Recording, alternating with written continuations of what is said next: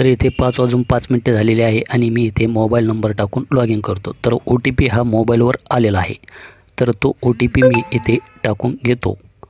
तर OTP टाकल्याच्यानंतर इथे verify OTPवर click करतो। तर आपण इथे तारीख पाहू शकतात 29 जुलै 5:05 झालेली आहे। तर व्हेरीफाय OTPवर क्लिक केल्याच्यानंतर आपण हे पाहू शकतात की हे जे काही ॲप आहे हे ॲप इथे ओपन होत आहे। थोडासा लोडिंग घेत आहे कारण की सर्व्हरचा इश्यू हा चालू आहे।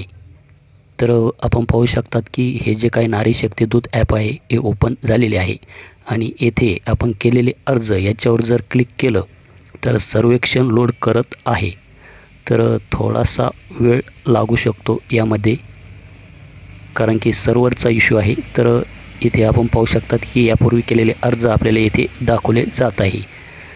तर अशा पद्धतीनं आपल्याला जर आपले ॲप हे ओपन होत नसेल तर एकदा Google Play Storeवरून ते ॲप अनइन्स्टॉल करा आणि परत इन्स्टॉल करून पहा। जर आपले ॲप यामध्ये ओपन झाले तर चांगलीच गोष्ट आहे कारण की सर्व्हरचा इश्यू आहे, यामध्ये आपले ॲप एखाद्या वेळेस ओपन पण होणार नाही, परंतु आपण प्रयत्न केले तर ॲप हे ओपन होणार आहे।